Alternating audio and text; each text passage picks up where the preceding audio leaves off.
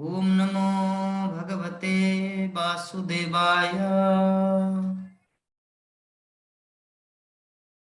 ओम नमो भगवते वासुदेवाय। ओम नमो भगवते वासुदेवाय। ओम नमो भगवते वासुदेवाय। ओम नमो भगवते वासुदेवाय। नारायणं नमस्कृत्य नारायण नमस्कृत्य नरं चैव नरोत्तमं नरं चैव नरोत्तमं देवीं सरस्वतीं व्यासं देवी सरस्वती व्यासं ततो जयमुदीरये। ततो जयमुदीरये। नष्टप्रायेषु अभद्रेषु नष्टप्रायेषु भद्रेषु नित्यं भागवत सेवया नित्यं भागवतं सेवया। भगवती उत्तम श्लोके भगवती उत्तमश्लोके भक्तिर्भवति नष्टिके। भक्ति नस्तिके। श्रीमद् भागवतम प्रथम स्कंद सप्तम अध्याय श्लोक संख्या 45 स एष भगवान द्रोणा स एष भगवान् द्रोण प्रजारूपेण वर्तते प्रजारूपेण वर्तते। पश्चात्मनोर्ध्वपत्नास्ते तस्या आत्मनो पत्नये नान्न वाग्वीरसुकृति। अन्यवागतिरस्ति।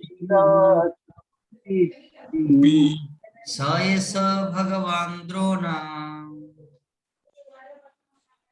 स एष भगवान् द्रोण प्रजारूपेण वर्तते प्रजारूपेण वर्तते। चात्मनोर्ध्वपत्नास्ते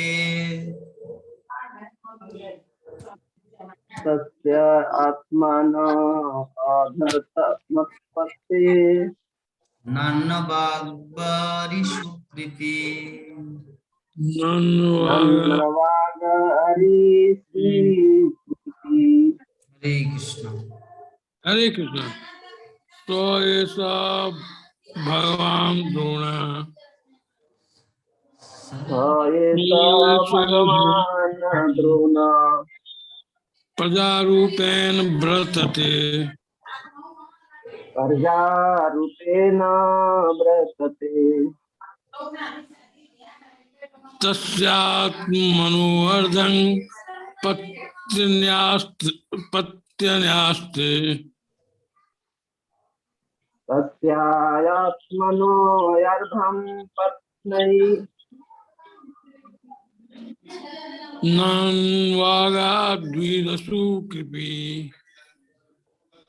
नन्वगायाभृतु प्रीति।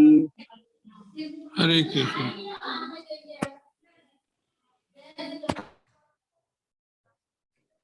और कोई नहीं है क्या?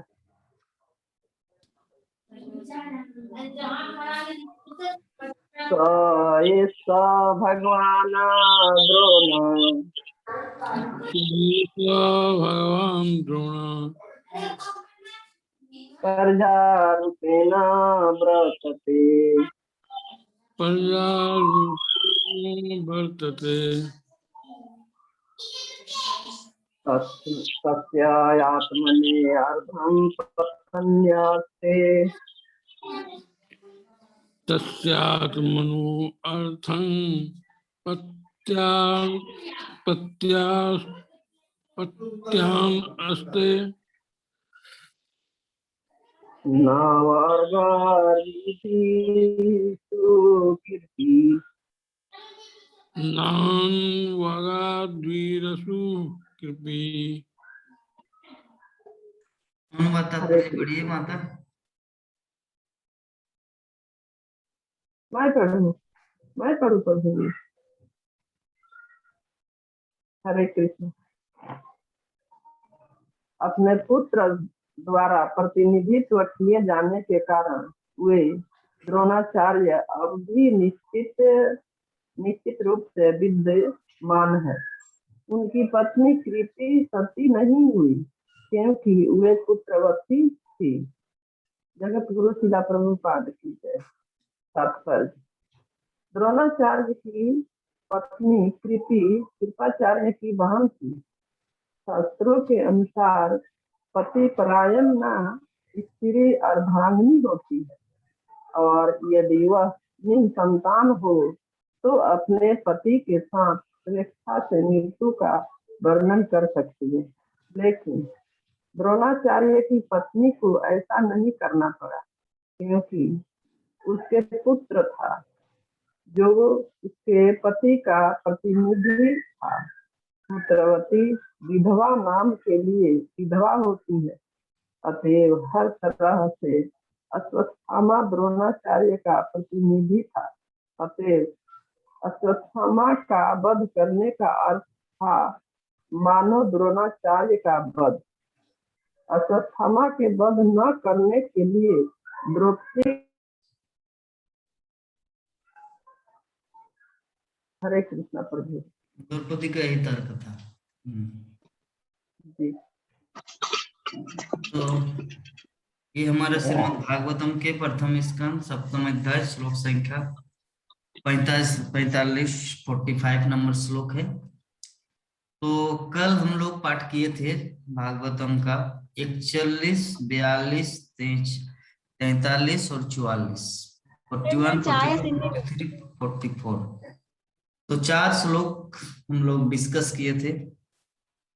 तो उस कल के कथन में जितना कुछ हमारा डिस्कस हुआ था उस विषय में थोड़ा सा भक्तगण ओवरव्यू प्रदान करें। हमारे नंद किशोरी माता जी, प्राण मोहन प्रभु और अल्टीमेटली गीता माता जी।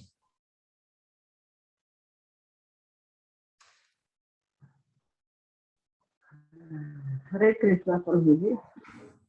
ये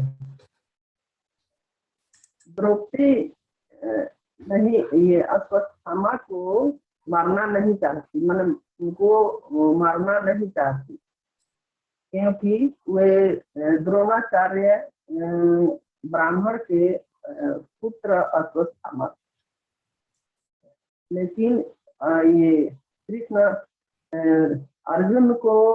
अर्जुन चाहते थे कि उनको जैसे कि बांध करके वे लाए थे के पास, तो वे नहीं चाहती थी कि एक ब्राह्मण के पुत्र है और हम केवल गुरु के पुत्र हैं। तो द्रौपदी नहीं चाहती थी कि अश्वत्थामा को इस तरह से पशु की तरह बांध करके हमारे पास लाए। तो और अर्जुन को मतलब वे बहुत मैंने समझाई फटकारी। तो फिर भी उसके बाद से फिर कृष्ण भगवान अर्जुन को भी बोले, और वो भी अर्जुन भी जानते थे कि मैंने ये सब जो भी कह रहे, ये द्रौपदी एक शास्त्र के मतलब शास्त्र के अनुसार वे कर रही थी। और ये अर्जुन जो थे वे कृष्ण भगवान और वे अर्जुन की दोनों सखा प्रेमी लोग। और दूसरा है प्रभु जी की ये द्रोणाचार्य कृति जो थी वे द्रोणाचार्य के पत्नी थी, मतलब वे अर्धांगिनी थी। तो द्रोणाचार्य को नहीं रहने पर भी वे कृति जो थी तो उन्हीं के पत्नी कहा। और ये मैंने सतवती नहीं थी क्योंकि वे अश्वत्थामा उनके पुत्र थे। और भी है प्रभु जी, लेकिन याद नहीं आ रहा। बहुत सुंदर, ठीक है। नंबर से याद। चलिए हमारे प्राण मोहन प्रभु जी थोड़ा बोलने की कृपा करेंगे। हरे कृष्ण।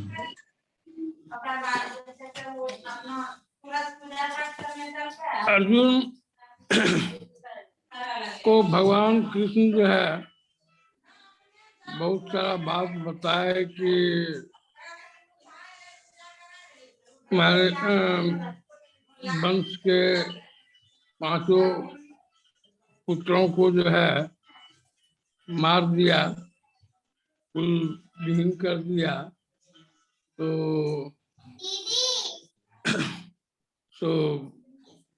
ऐसे आदमी को मतलब सजा मिलना ही चाहिए, लेकिन अर्जुन जो है वो समझ रहे थे, सोच रहे थे कि जो है भगवान हमारा यातना ले रहे हैं, इसलिए उन्होंने मारा नहीं। सभा सदन के बीच में उनको बांध करके, मतलब युधिष्ठिर महाराज, कुंती, द्रौपदी और भी सभी लोगों के बीच में बांध करके ले गया। जो भी सजा देना होगा सभा सब ही देंगे। और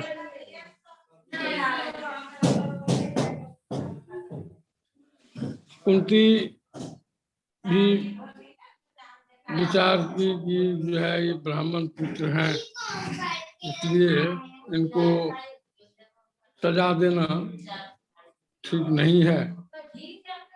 और ये जो है पांडवों के और कौरवों के दोनों के गुरु भी थे, द्रोणाचार्य।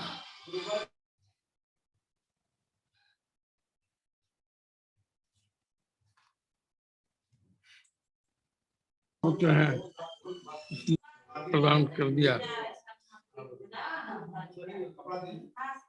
बहुत सुंदर। चलिए हमारे बहुत सुंदर Prabhu ji, thank you so much. Geeta माता जी हमेशा याद रखना, जब भी वीडियो में आएंगे मोबाइल को ऐसे करना है। हरे कृष्णा। तो कल हम लोग क्लास में जो कुछ डिस्कस किए थे, थोड़ा सा ओवरव्यू प्रदान कीजिए ताकि सभी भक्तों को पुनः स्मृति हो जाए कि क्या कल हम लोग डिस्कस किए। हरे कृष्ण। हरे कृष्णा। सभी वैष्णवों को दंडवत प्रणाम।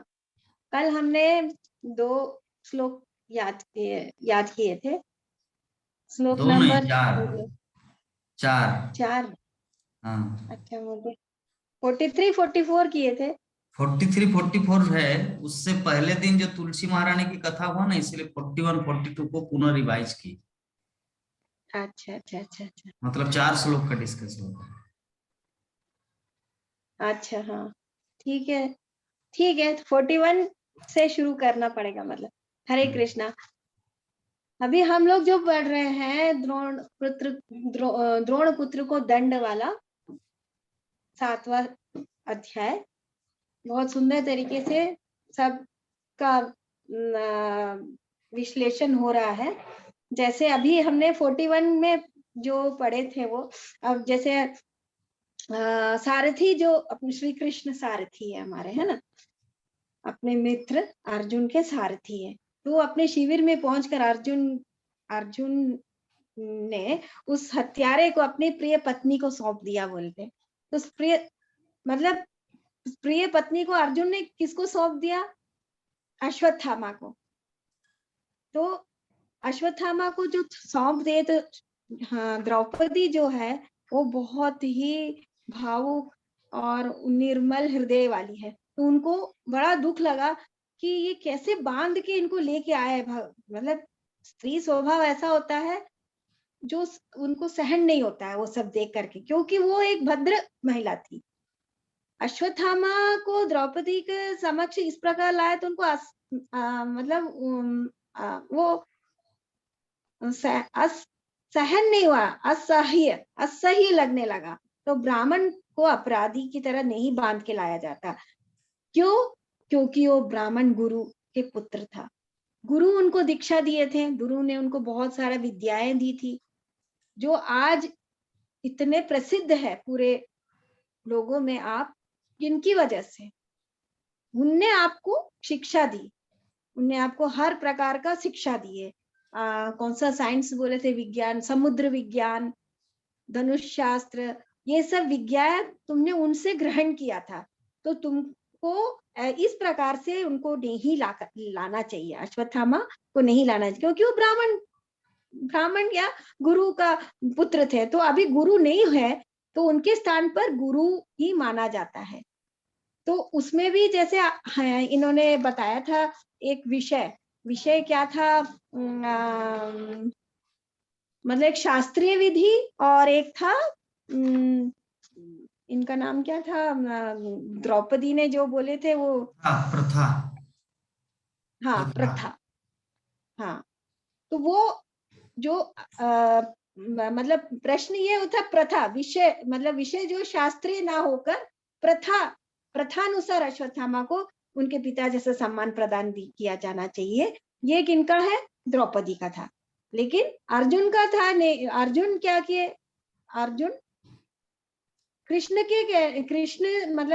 ने उनको बोले कि तुम उनको मारो, क्योंकि तुम्हारी पत्नी ने तुमने तो अपनी पत्नी को कुछ दिया था, वादा किया था, तो तुमको वो बनाना है। लेकिन फिर भी अर्जुन ने नहीं किया। उनका महानुभव देखो कि वो ये फिर भी वो मारे नहीं, बांध के लेके आए, कृष्ण के कहने पर भी वो ये नहीं किए। और एक इसमें आपने ये बताया था कि उनको जो धनुष से जो ब्रह्मास्त्र गया था उसको वापस लेके आना है, तो वो सब वो सुने। लेकिन वो उनको मार के सर काट के ला के मैं तुम्हारे पैर में कदमों में दूंगा, ऐसा बोले थे। लेकिन वो नहीं किए। कृष्ण उनको प्रोत्साहन कर रहे, फिर भी वो नहीं किए।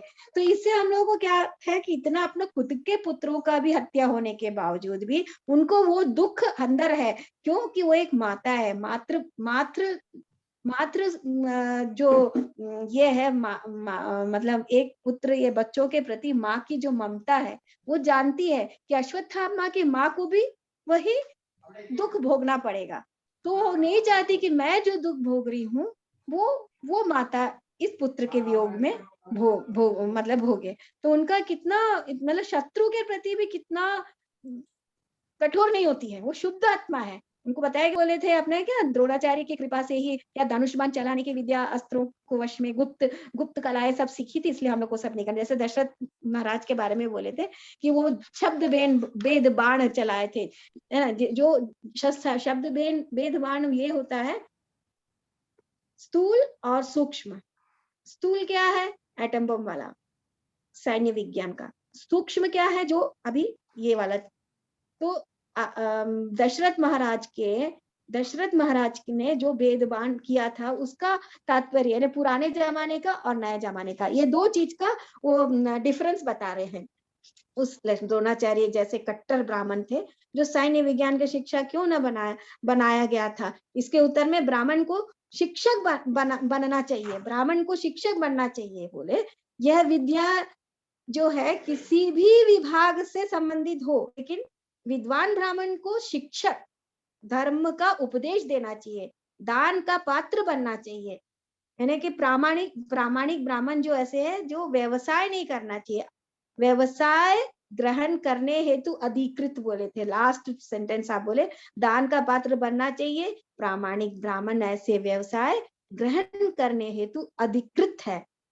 तो ये सब। अब फिर आज गोपी माता जी का क्लास थोड़ा सा मैं सुनी थी प्रभु जी, हरे कृष्णा। माता जी का क्लास में थोड़ा सुनी थी, माधुर्य, ये गोपी का जो है उच्च अर्चा विग्रह है। अर्चा विग्रह में जिसमें सबसे पहले माता जी ने बोली थी गोपियों के लिए जो क्लास लिए थे आज, शांत भाव मतलब अंतर्मुखी बाहर का जो भी एक्टिविटीज है उसको मतलब उसका प्रभाव नहीं आता है, वो बहुत शांत रहता है कृष्ण प्रेम पे। उसके बाद आता है शांत भाव के बाद आता है दास्य भाव, सेवा करने का। और तीसरा बोले थे साख्य भाव। साख्य मतलब क्या है? दोस्ती, हमारा दोस्त जैसा हम उनके साथ आत्मीय संबंध रखना। और चौथा बोले थे वात्सल्य, ने जो वृद्ध माता है उनको ये दिखाने के लिए कृष्ण जो लीलाएं करती थी वो वात्सल्य भाव में है। तो उन्हें और एक चीज बताया उसमें, जो पुजारी मथुरा वृंदावन में है, जो मुख्य पुजारी है, उनको यशोदा मैया की दृष्टि से देखते हैं करके, क्योंकि वो सबसे अच्छा है, मतलब मुख्य पुजारी है, तो भगवान का सेवा इस तरह करते हैं भाव से, माधुर्य भाव से। तो उस वात्सल्य के बाद बोले माधुर्य भाव सर्वोत्कृष्ट है, सभी भावों से उत्कृष्ट है माधुर्य भाव। माधुर्य भाव है गोपियों का। गोपी क्या है? भक्त शिरोमणि है। बोले गोपी का कोई शरीर नहीं होता, वो ना स्त्री है ना पुरुष है। गोपी का भाव है, जहां पर चेष्टा नहीं करनी पड़ती हमको भक्ति लाने के लिए, उसको सहज ही मिलता है, सरलता से हम प्राप्त कर सकते हैं। वो है गोपियों का जो माधुर्य भाव। तो गोपी एक बार नारद मुनि ने, हरे कृष्णा, एक बार नारद मुनि ने बहुत एक गोपी को चेष्टा करते हुए देखे थे कि क्या चेष्टा कर रही है।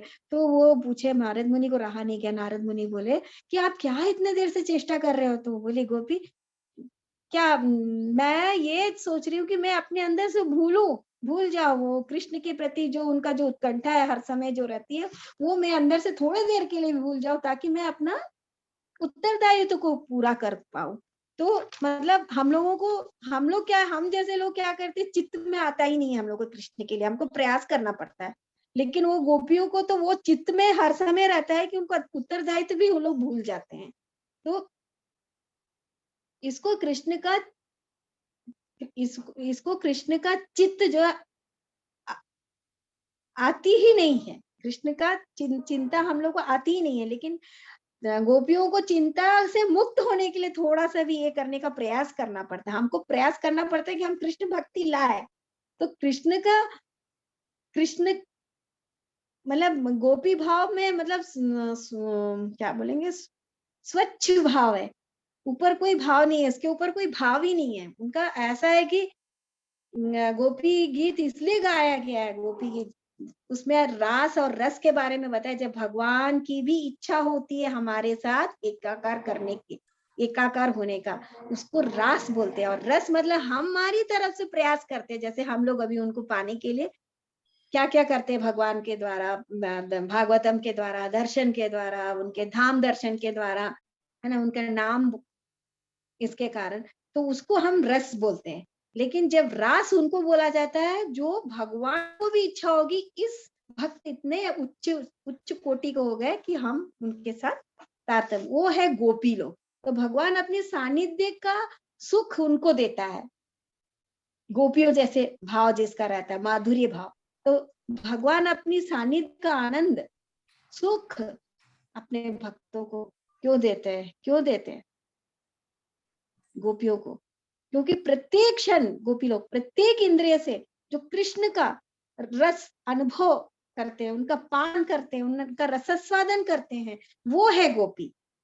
तो रात दिन किन किन के साथ, मतलब वो लोग रास जो है, माता जी ने बताया किन किन के साथ, बहुत गंदे विचार वाले लोग हैं, वो लोग उसको बहुत गंदे तरीके से लेते। लेकिन रास का असली मतलब क्या, जो प्रातः काल से व्रजवासियों की दोपहर तक जो ग्वाल वालों के साथ, जो वृद्धा गोपिकाएं हैं उनके घर में माखन चोरी करके, तो जो जो लीलाएं किए वो सब रास के अंतर्गत आता है।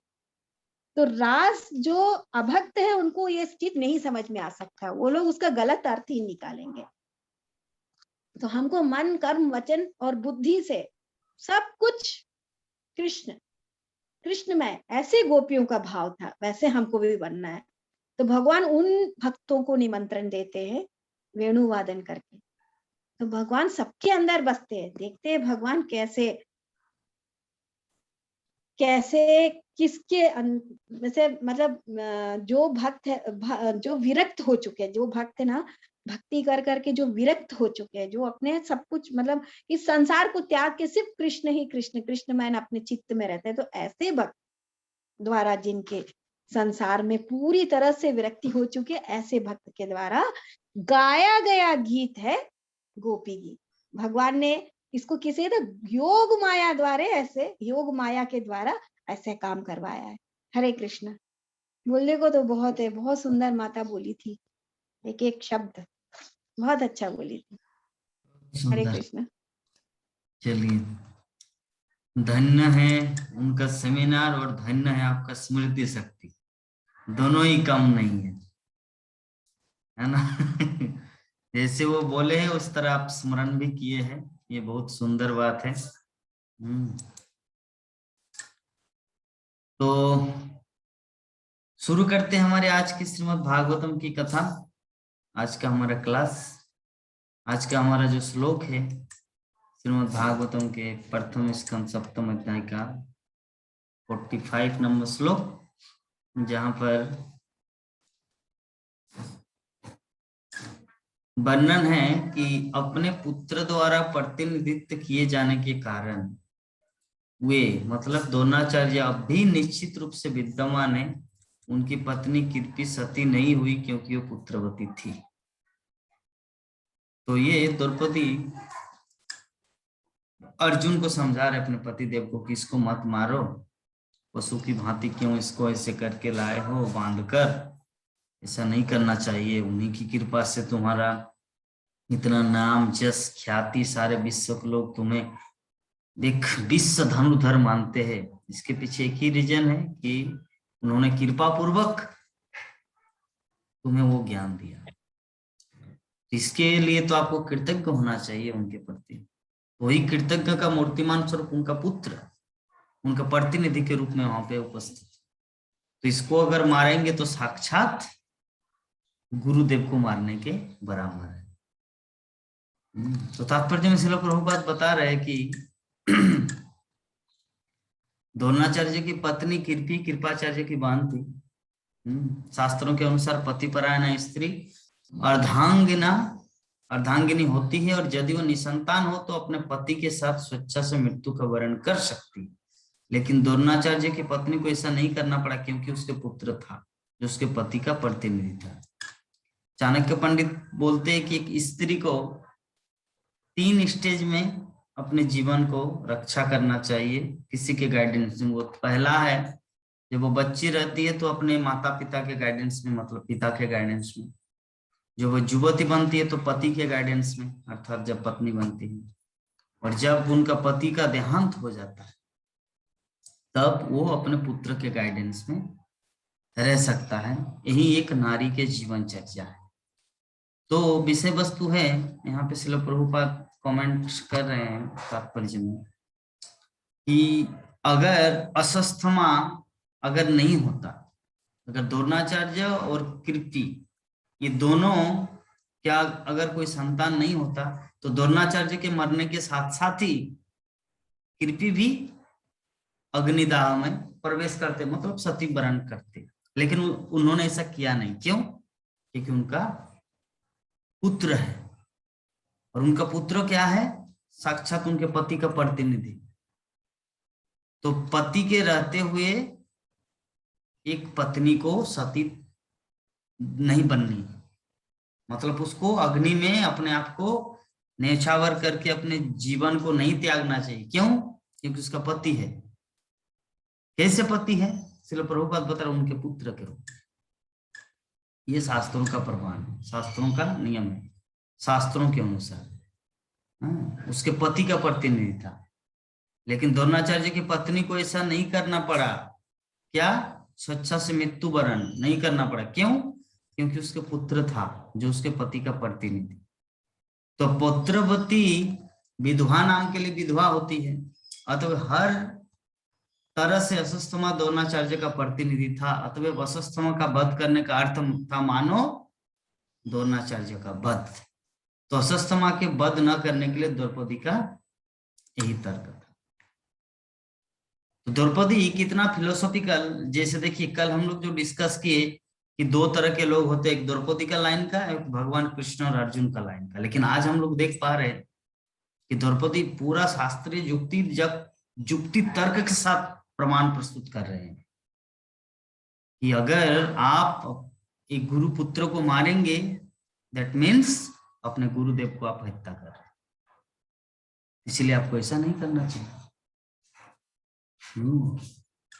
इसीलिए आपको ऐसा नहीं करना चाहिए।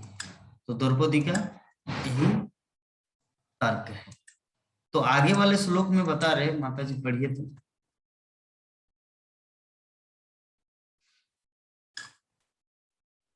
अच्छा सर। तदधर्मज्ञ महाभागा भक्तिर्गौरवाकुलम वृजिनम नार्हति प्राप्तुम पूज्यम वंद्यमभीक्षणश। हरे कृष्ण। हे धर्म के ज्ञाता, परम भाग्यशाली, यह आपको शोभा नहीं देता कि आप सदा से पूज्य तथा वंदनीय गौरवशाली परिवार के सदस्यों के शोक का कारण बने। तात्पर्य, हरे कृष्ण।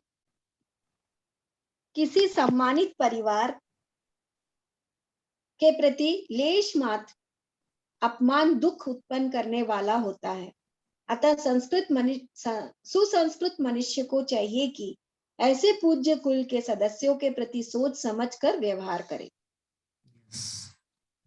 तो यहाँ पे द्रौपदी का तर्क कितना सुंदर है कि अगर आप उनको मारेंगे तो आपका भी कुल का बदनामी है कि 5 पांडव के कुल इस तरह था, भविष्य के लोग बोलेंगे 5 पांडव के कुल ऐसा था कि गुरु तक को नहीं छोड़ा, गुरु पुत्र को भी मारा, तो किस तरह का भक्त हुआ रे बाबा।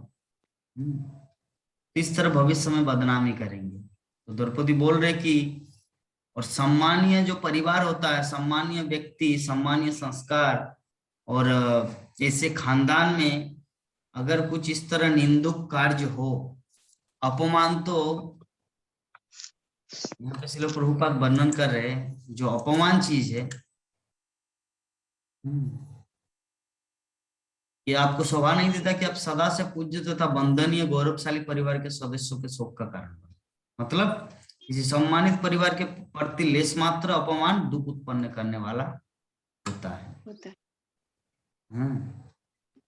इसका हम लोग जीता जागता उदाहरण देखते हैं रघुकुल।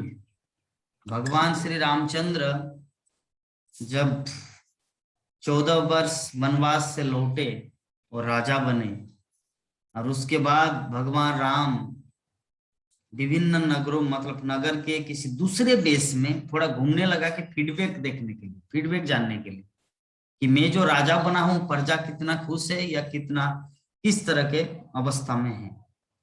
तो भगवान रामचंद्र जस्ट गुजर ही रहे थे तो देखा एक चंडाल और चंडालिनी, चंडालिनी के साथ चंडाल झगड़ा कर रहे और झगड़ा करते करते बोले कि दूर साली, तू जा घर से बाहर निकल यहाँ से, मैं थोड़ी वो दूर दशरथ पुत्र राम की तरह हूं जो पत्नी दूसरे के घर में 14 वर्ष तक रहती है और फिर उसको एक्सेप्ट करूं। मैं उस तरह का व्यक्ति नहीं हूं, तुम चले जाओ, मेरे घर से निकल जाओ। तब भगवान रामचंद्र को दुख हुआ, मतलब कि उन्होंने 14 वर्ष तक सीता माता लंका में रहे रावण के घर में। हाँ, 1 वर्ष माता। हाँ, 1 वर्ष, 14 वर्ष नहीं। कैसे 1 वर्ष? अरे पंचवटी में उन्होंने तो 12 वर्ष बिताए थे। अच्छा, तो सच में? हाँ, सच में। सीता माता जी, आप भी तो कथा सुनते हैं। 14 वर्ष रहे थे या ओनली 1 साल में? यार 1 साल में क्या होता है रे? 1 साल। ओनली 1 साल? अच्छा, नहीं नहीं नहीं, मुझे तो अभी भी विश्वास नहीं हो रहा। साक्षात मेरे गुरु महाराज भी, श्रीमद भक्ति चारू स्वामी गुरु महाराज आके भी बोलेंगे ना कि सीता माता रावण के घर में ओनली 1 साल थे, फिर भी मुझे तो कंफ्यूजन रहेगा, क्योंकि मेरा उम्र है 30 साल। मैं बचपन से ही सीख के आया हूँ कि सीता माता इतना कष्ट उठाई, रावण के घर में इतना दिन थे, 1 साल में भगवान रामचंद्र उतना क्यों क्रोधित होंगे? अच्छा, जो भी हो, चलिए इसका छानबीन करेंगे, वाल्मीकि मुनि से पूछेंगे फोन करके। तो अभी सीता माता जो रावण के घर में थे, तो भगवान रामचंद्र उसको एक्सेप्ट किया, उन्होंने अपने घर में स्थान दिया अयोध्या में। तो ये जो चंडाल और चंडालिनी का जो झगड़ा हो, फाइटिंग हुआ, तो चंडाल ने क्या ताना मारा कि मैं उस तरह राजा राम की तरह नहीं हूं कि जो पराए घर में रहती है पत्नी फिर भी उसको पुनः एक्सेप्ट किया जाए, मैं उस तरह का नहीं, मैं शुद्ध सदाचारी हूँ। मैं अपने पत्नी को अपने घर में देखना चाहता हूँ, दूसरे घर में नहीं। तो ऐसे करके भगवान राम को उन्होंने ताना मारे। तो भगवान रामचंद्र क्या सोचा? भगवान रामचंद्र ने सोचा कि सम्मानीय कुल में अपमान और निंदा से भी बढ़कर है। तो ये जो यहाँ पे शिल प्रभुपाद जो तात्पर्य में लिखे हैं कि एक सम्मानीय व्यक्ति के लिए अपमान जो है ना बहुत ही दुख उत्पन्न करने वाला चीज। और रघुकुल, ये दशरथ महाराज का ये जो परंपरा, इच्छा को वंश, तो ये रघुकुल रीत सदा चली आई, प्राण जाए पर वचन न जाए। ये जो रीत और ये जो आदर्श आइडियल, तो उसमें एक दाग लग जाए सीता माता के कारण, इसीलिए भगवान रामचंद्र ने सीता माता को वन भेज दिया। जरा सोचिए क्यों? ताकि इस परिवार में दाग न लगे, एक स्पॉट न रहे। क्योंकि सीता अगर यहीं पर रहे, अरे तुम झूठा, तुम गंवार कहीं का चंडाल, तुम मेरे पत्नी के बारे में कुछ भी बोलो, ये मेरी पत्नी, मैं जानता हूं कितना सतीत्व है, लेकिन नहीं, भगवान रामचंद्र समाज को लेके चला, मर्यादा पुरुषोत्तम भगवान राम। तो ये जो कुल का मर्यादा को रक्षा करने के लिए भगवान रामचंद्र एक ऐसे आदर्श मर्यादा पुरुषोत्तम की भूमिका निभाए। तो ये सब किस लिए है? ये सब किस लिए है? हमारे लिए, ताकि भगवान होकर भी वो नियम को उल्लंघन नहीं किया।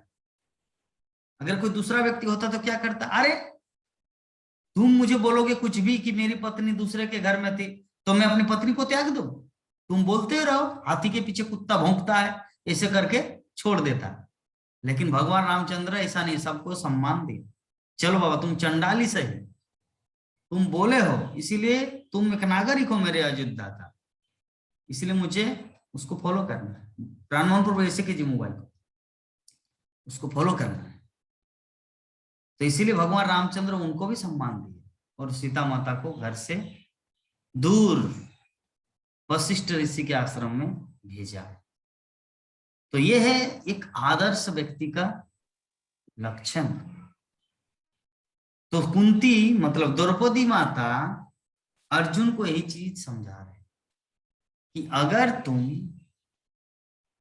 असस्थमा का वध करते हो तो भविष्य के लोग बोलेंगे भविष्य में कि ये जो अर्जुन, जो कृष्ण का मित्र था, जिन्होंने भगवत गीता का ज्ञान प्राप्त किया था, क्यों? क्योंकि वो महान भगवत भक्त था, लेकिन उन्होंने कैसा काम किया था? अस्वस्थमा तो ऐसे काम किया है जिसके कारण उसको आतताई कहा गया है, लेकिन ये भी तो कोई कम नहीं है, क्योंकि भक्त होके भी इस तरह निंदनीय कार्य किया, तो भविष्य में आपको लोग ताना मारेंगे। इसीलिए ऐसे कुल में एक व्यक्ति का अपमान होना मीन्स उसका सब कुछ गंवाना।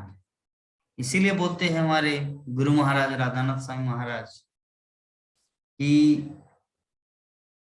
हाँ, एक दूसरा फिलोसॉफी ये है कि आपके पास आपका मनी, सब धन लूट गया, कुछ नहीं हुआ, आपका नौकरी चला गया, कोई परवाह नहीं, लेकिन अगर आपका उत्साह चला गया तो आपका एवरीथिंग लॉस्ट, सब कुछ चला गया।